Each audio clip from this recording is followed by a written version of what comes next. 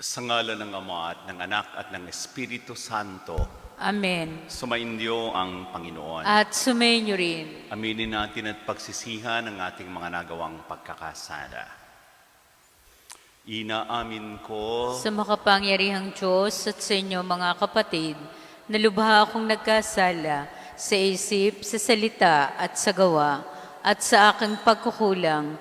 Kaya isinasamo ko sa mahal na Birheng Maria, sa lahat ng mga anghel at mga banal, at sa inyo mga kapatid na ako'y ipanalangin sa Panginoong ating Diyos. kawaan tayo ng makapangyarihang Diyos, patawarin sa ating mga kasalanan, patnubayan nawa tayo sa buhay na walang hanggan. Amen. Panginoon, kaawaan mo kami. Panginoon, kaawaan mo kami. Kristo, kaawaan mo kami. Kristo, kaawaan mo kami. Panginoon, kaawaan mo kami. Panginoon, kaawaan mo kami. Manalangin tayo.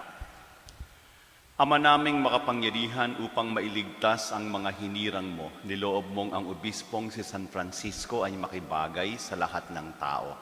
Ipagkaloob mong ang kanyang pagkauliran sa matiyagang pagmamalasakit sa kapwa, ay lagi naming maipamalas sa paglilingkod sa aming mga kapatid sa pamamagitan ni Kristo, kasama ng Espiritu Santo magpasawalang hanggan. Amen.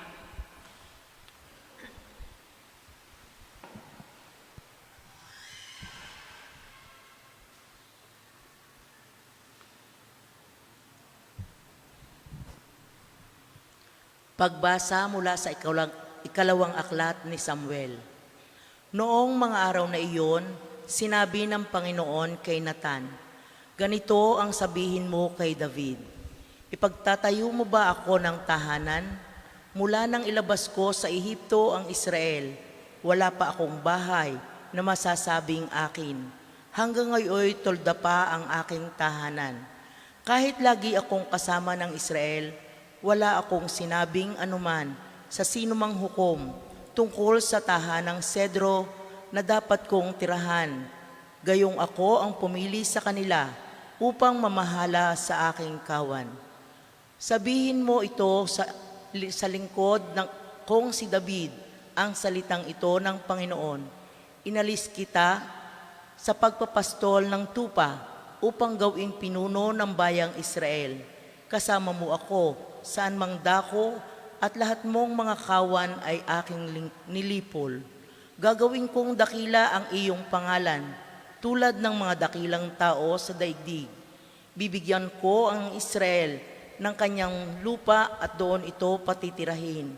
Wala nang gagambala sa kanila roon. Wala nang aalipin sa kanila, tulad noong una, buhat nang maglagay ako ng hukom nila.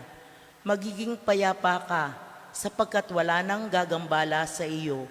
Bukod dito, akong Panginoon ang nagsasabi sa iyo, patatatagin ko ang iyong sambahayan.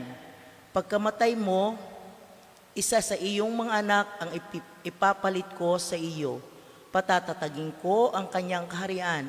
Siya ang magtatayo ng templo para sa akin, at sa kanyang angkan, magmumula ang maghahari sa aking bayan magpakailanman.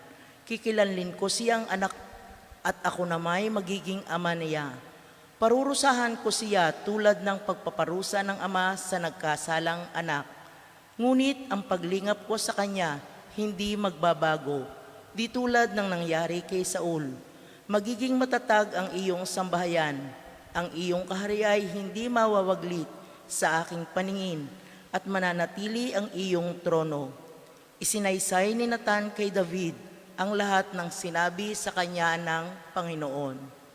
Ang salita ng Diyos. Salamat sa Diyos.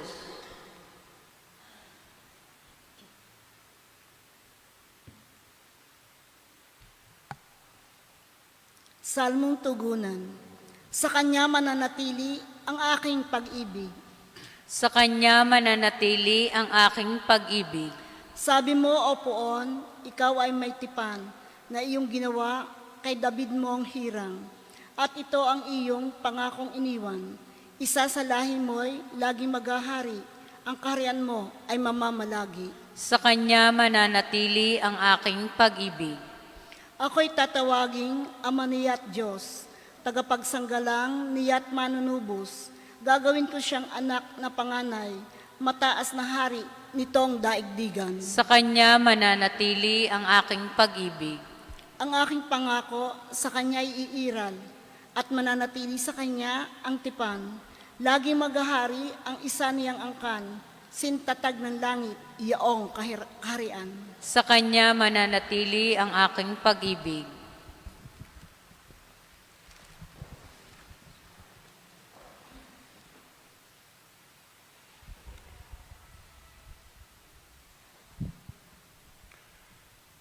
Sumainyo ang Panginoon. At sumainyo rin. Ang mabuting balita ay ayon kay San Marco. Papuri sa iyo, Panginoon. Noong panahong yon, muling nagturo si Jesus sa tabi ng lawa ng Galilea. Pinagkalipumpunan siya ng napakaraming tao na anupat lumulan siya sa isang bangka na nasa tubig at doon ay naupo. Ang karamihan naman ay nasa dalampasigan, nasa gilid na ng tubig, at siya'y tinuruan niya ng maraming bagay sa pamamagitan ng talinhaga. Ganito ang sabi niya, pakinggan ninyo to. May isang magsasaka na lumabas upang maghasik. Sa kanyang paghahasik ay may binhing nalaglag sa daan. Dumating ang mga ibon at tinuka ang mga iyon. May binhi namang nalaglag sa kabatuhan. Agad sumibol ang mga iyon sapagkat manipis lamang ang lupa. Ngunit nang tumindi ang sikat ng araw, nalanta at natuyo ang mga binhing tumubo. Palibhasa'y walang gaanong ugat. May binhi namang nalaglag sa dawagan, lumago ang mga dawag at ininis ang mga binhing tumubo, kaya hindi makapamunga. At may binhing nalaglag sa matabang lupa, at ito'y tumubo, lumago at nag-uhay na mainam. May uhay na tig-30, tig-60 at tig-100 ang butil. At sinabi pa ni Jesus, ang may pandinig ay makinig. Nang nag-iisa na si Jesus, ang ilang nakarinig sa kanya ay lumapit na kasama ang 12 at hiniling na ipaliwanag ang talinhaga. Sinabi niya, sa inyo ay ipinagkakaloob na malaman ang lihim tungkol sa paghahari ng Diyos. Ngunit sa iba, ang lahat ng bagay ay itinuturo sa pamamagitan ng talinhaga. Kaya, tumingin man sila ng tumingin, di sila makakakita. Makinig man sila ng makinig, hindi makauunawa. Kung gayon, marahil sila'y magbalik loob sa Diyos at patatawarin naman niya. Pagkatapos tinanong sila ni Jesus, hindi pa ba niyo nauunawaan ang talinhagang ito? Paano niyo mauunawaan ang ibang talinhaga? Ang inihasik ay ang salita ng Diyos. Ito ang mga nasa daan na nahasikan ng salita. Pagkatapos silang mapakinggan ito, pagdakay dumadating si Satanas at inaalis ang salitang napahasik sa kanilang puso. Ang iba naman ay tulad ng napahasik sa kabatuhan. Pagkarinig nila ng salita, ito'y agad nilang tinatanggap na may galak. Ngunit, hindi naman ito tumitimo sa kanilang puso. Kaya't hindi sila nananatili. Pagdating ng kahirapan o pag-uusig dahil sa salita, agad silang nanlalamig. Ang iba'y tulad ng napahasik sa dawagan. Dininig nga nila ang salita, ngunit sila'y naging abala sa mga bagay ukol sa mundong ito. Naging maibigin sa mga kayamanan, mapagmahal sa iba pang mga bagay, na anupat ang salita'y nawala na ng puwang sa kanilang mga puso. Kaya't hindi sila makapamunga. Ngunit ang iba'y tulad sa binhing napahasik sa matabang lupa. Pinakikinggan nila at tinatanggap ang salita, at sila'y nagsisipamunga. May tig-30, may tig-60 at may tig-100. Ang mabuting balita ng Panginoon. Pinupuri ka namin, Panginoong Hesukristo. Ang talinhagang ating narinig ay ipinaliwanag na mismo ni Jesus, no? May nahasik na binhi sa daanan, sa batuhan, ay hindi naman tutubo ng matagal yun. Sisibol, pero mamamatay. at ang binhing nahasik sa mabuting lupa, yun ang pakikinabangan. Yun daw ang salita ng Diyos, sabi ni Jesus. Pinaliwanag na yan ni Jesus. Kaya ang nasa atin, hamon.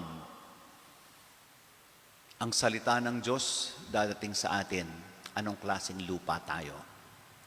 Anong klaseng lupa? Patutubuin ba natin ang salita ng Diyos at pamumungahin? O pagkarinig natin ng salita, magagandahan lang tayo? Tapos wala na. Wala nang epekto sa atin. Mamamatay na uli yung salita. Ito po ang hamon. Sana ang salita ng Diyos na tanim sa ating puso, mapabunga natin sa pamamagitan ng mabubuting gawa.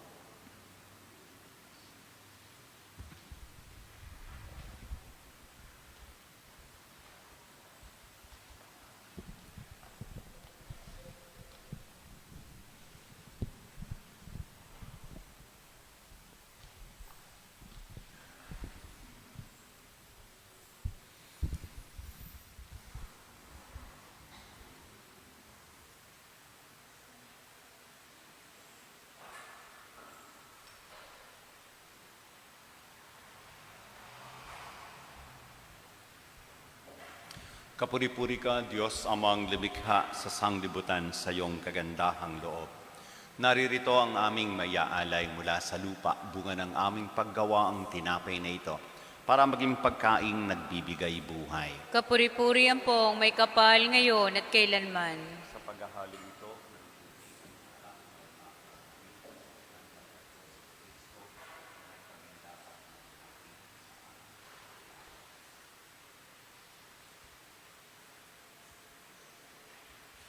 kapuri-puri ka, Diyos amang lumikha sa sanglibutan. Sa iyong kagandahang loob, naririto ang aming mayaalay mula sa katas ng ubas. Bunga ng aming paggawa ang alak na ito para maging inuming nagbibigay ng iyong espiritu. Kapuri-puri ang pong may kapal ngayon at kailanman.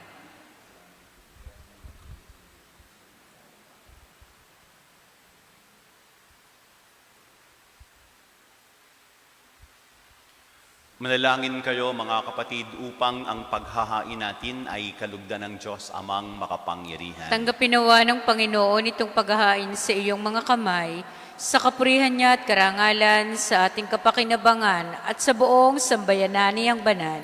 Ama naming libikha, sa ginaganap naming paghahaing nagdudulot ng kaligtasan, ang aming puso ay papagningasin nawa ng iyong Espiritu Santo, na nagpaalab kay San Francisco para siya'y umamo at makaakit ng mga nagmamahal sa iyo.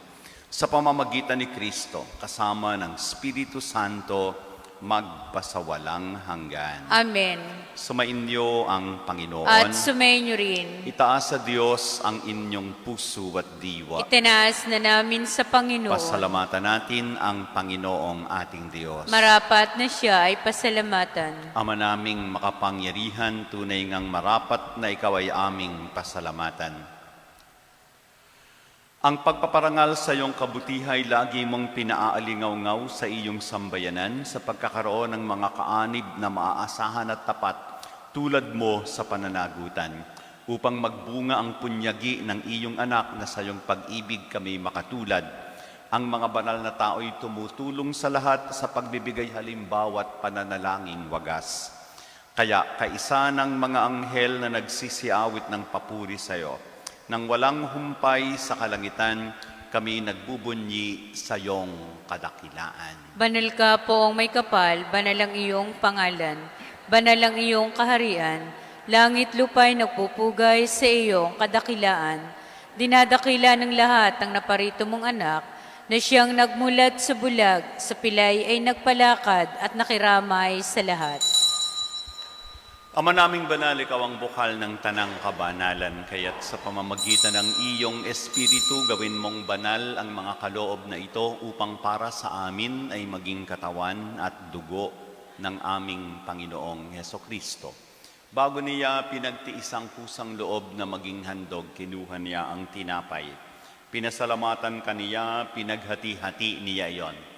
Iniabot sa kanyang mga alagad at sinabi, tanggapin ninyong lahat ito at kainin. Ito ang aking katawan na ihahandog para sa inyo.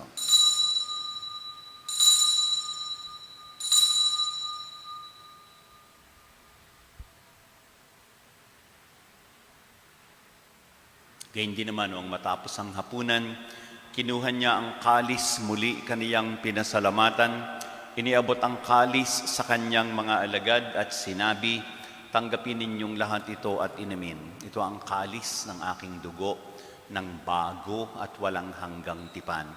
Ang aking dugo na ibubuhos para sa inyo at para sa lahat. Sa kapagpapatawad ng mga kasalanan, gawin ninyo ito sa pag-alaala sa akin.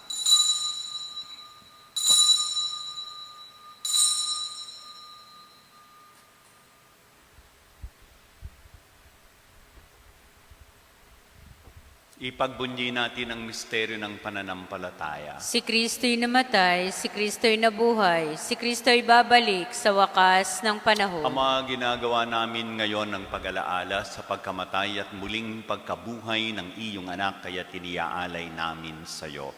Ang tinapay na nagbibigay buhay at ang kalis na nagkakaloob ng kaligtasan. Kami po ay nagpapasalamat dahil kami iyong minarapat na tumayo sa harap mo para maglingkod sa iyo. Isinasamo namin kaming magsasalo-salo sa katawan at dugo ni Kristo ay mabuklod sa pagkakaisa sa pamamagitan ng Espiritu Santo. Ama, lingapin po ninyo ang inyong simbahang laganap sa buong daigdig.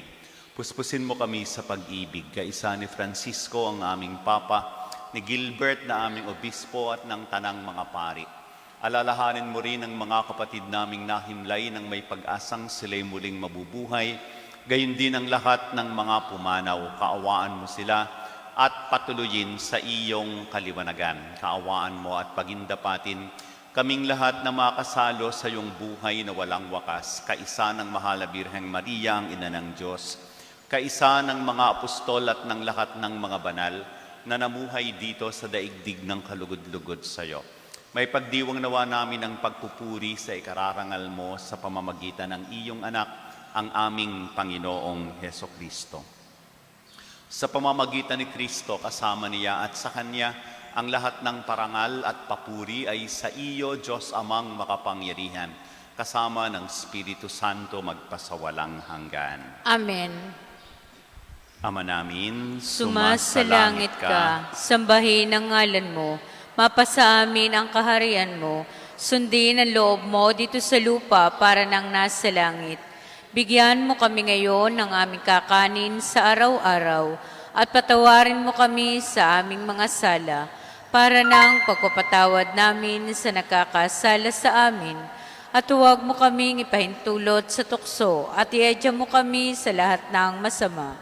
Nihiling namin kami iadya sa lahat ng masama, pagkalooban ng kapayapaan araw-araw. Iligtas sa kasalanan, ilayo sa lahat ng kapahamakan, samantalang aming pinananabikan. Ang dakilang araw ng pagpapahayag ng tagapagligtas naming si Hesukristo. Sapagkat iyo ang kaharian at ang kapangyarihan at ang kapurihan magpakailanman. Amen. Panginoong Hesukristo, sinabi mo sa iyong mga apostol, kapayapaan ang iniiwan ko sa inyo, ang aking kapayapaan ang ibinibigay ko sa inyo. Tunghan po ninyo ang aming pananampalataya at huwag po ang aming pagkakasala. Pagkalooban mo kami ng kapayapaan at pagkakaisa ayon sa iyong kalooban, kasama ng Espiritu Santo magpasawalang hanggan. Amen. Kapayapaan ng Panginoon naway laging sumainyo. At sumainyo rin. Magbigayan tayo ng bati ng kapayapaan sa bawat isa. Peace be with you. Kordero ng Diyos na nag-aalis ng mga kasalanan ng sanlibutan, maawa ka sa amin. Kordero ng Diyos na nag-aalis ng mga kasalanan ng sanlibutan, maawa ka sa amin.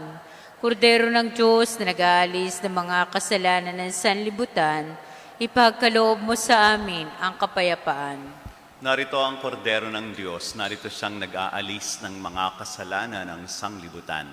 Mapapalad tayong inaanyayahan sa kaniyang piging. Panginoon, hindi ako karapat-dapat magpatuloy sa iyo, ngunit sa isang salita mo lamang ay gagaling na ako.